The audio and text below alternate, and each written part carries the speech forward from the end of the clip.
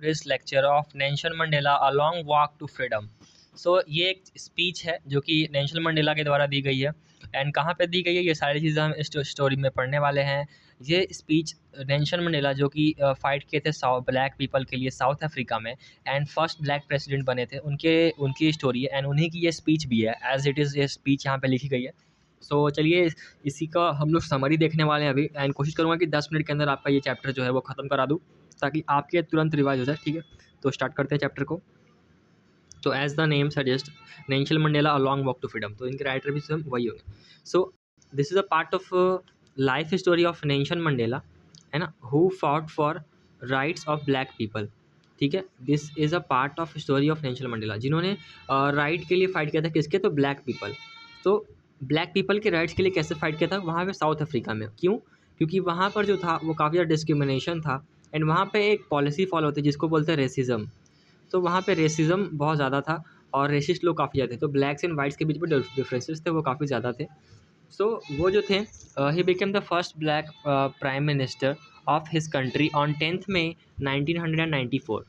आप after a long time, the white people ruling over them, he won the elections with a lot of votes from people who wanted a fair and free country।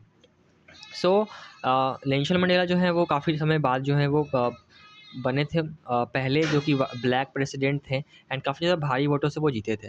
ऐसा नहीं है कि सिर्फ black लोगों ने उनको vote किया था, बल्कि वाइट पीपल ने भी उन्हें वोट किया था, ताकि क्योंकि वो एक फेयर एंड इक्वल गवर्नमेंट चाहते थे एंड अ फ्री कंट्री, क्योंकि वहाँ पे सभी लोग फ्री हो। और ऐसा नहीं है कि सभी वाइट्स जो थे वो ऑपरेसिव थे, वो ऑपरेस करना चाहते थे दूसरों को, नहीं। They wanted a free country, so that Nelson Mandela was able to win contest the elections. Now many important and famous people from different countries came to see him become the president in a big place in Pretoria. Okay, this Pretoria here was the ceremony going on. He talked then nicely and told his people that he would make sure that no one would be treated badly and unfairly because of their skin color, religion, and where they came from. He said that everyone would be equal and respected by the government. ये उन्होंने अपनी speech में कहा था। Now इन्होंने ये कहा कि सभी लोगों को इक्वली ट्रीट किया जाएगा, एंड किसी को भी यहाँ पे बैडली ट्रीट किया जाएगा, चाहे वो कहीं से भी आया हो, किसी भी स्किन टोन का हो, किसी भी रिलीजन का हो, उसकी बैकग्राउंड क्या है, वो कहाँ से आया है, जो गवर्नमेंट होगी हमारी वो सभी को रिस्पेक्ट करेगी। Now on the beautiful day the people of south Africa sang 2 songs together, and that the white people liked and one the black people liked। Okay, यहाँ पे 2 गाने गाए गए थे, जो कि एक ब्लैक पीपल लाइक करते थे, एक वाइट पीपल लाइक करते थे। तो ये बताता है कि वहाँ पर जो है वो इक्वलिटी के लिए जो 2 सॉन्ग्स है वहाँ पे परफॉर्म किए गए थे। This made Mandela think of how he the white people used to hurt and control the black people. He felt sad for his people and said that this way very wrong and cruel. He also said that no one is born to hate someone else because of how they look and what they believe in। उन्होंने कहा कि ऐसा कुछ नहीं है कि किसी को भी हेट करना चाहिए, ताकि वो कैसा दिखता है, वो कैसा मतलब किसी को भी किसी भी तरीके से हेट नहीं मिलना चाहिए। No one should be discriminated against anything else. ये नेल्सन मंडेला की लाइन्स है। He said that people can learn to hate. Okay, उन्होंने कहा कि पीपल हेट करना तो सीख सकते हैं, तो फिर वो लव करना भी सीख ही सकते हैं, है ना। अगर कोई हेट करना सीख सकता है, देन वो लव करना भी सीख सकता है, किसी से प्यार करना भी सीख सकता है लोगों से। Because love is more natural for humans. Why? Because love is more natural for humans than hate, because human nature is loving more than the hate. This is the lines of Nelson Mandela. He also said that being brave doesn't mean that not being scared, but being able to face your fears।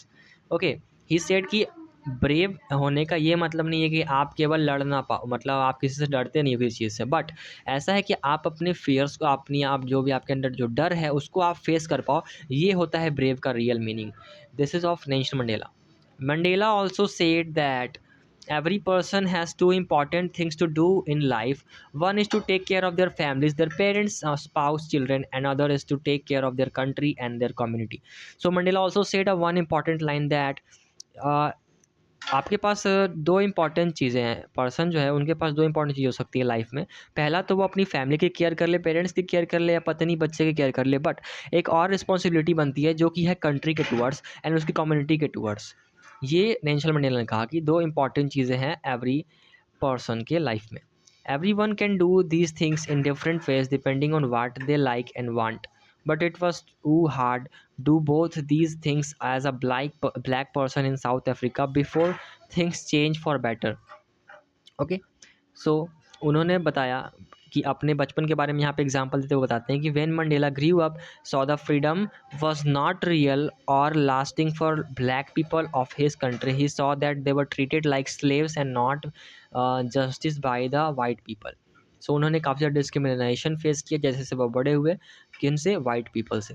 Then Mandela said that Mandela believed that freedom was for everyone and no one should be left out. But the black people of his country were suffering and not free at all. He also knew that the white people who took away their freedom were not really free either, because they were also trapped by their own wrong actions. Okay, here is the most important line of this chapter where the questions can come. So this is the line. Like देखो यहाँ पे ये कहा जा रहा है ना, operation is सेल्फली oppressed. How, ये लाइन कैसे कही जा रही है? देखो, मंडेला ऐसा बिलीव करते थे कि जो फ्रीडम है ना वो सबके लिए होनी चाहिए, नो वन शुड बी, मतलब कोई पीछे नहीं छूटना चाहिए, किसी को भी ऐसा डिस्क्रिमिनेट नहीं करना चाहिए। क्यों? क्योंकि देखो यहाँ पे अगर कोई डिस्क्रिमिनेट किसी को कर रहा है ना तो वो खुद भी यहाँ पे उसी का ट्रैप हो चुका है अपने रॉन्ग एक्शंस का अपने माइंड में, तो वो भी एट ऑल फ्री नहीं है। अगर आप किसी को गुलाम बना रहे हो, आप किसी के ऊपर डिस्क्रिमिनेशन कर रहे हो, देन आप खुद भी इनडिस्क्रिमिनेटेड नहीं रह पाओगे, बिकॉज आपका माइंड जो है वो उसमें ट्रैप रहेगा। ये लाइंस मंडेला की हैं, ठीक है। So decoded that part. Okay, now next coming to the another part now. So he wanted to free both oppressed and oppressors. So here oppressed was, जिसको सताया जाए उसको ऑपरेस्ड बोलते हैं, एंड ऑपरेसर जो दूसरों को परेशान करे या किसी भी चीज़ के लिए दबाव डाले, ठीक है। Because he knew that only then every one could live in peace and harmony.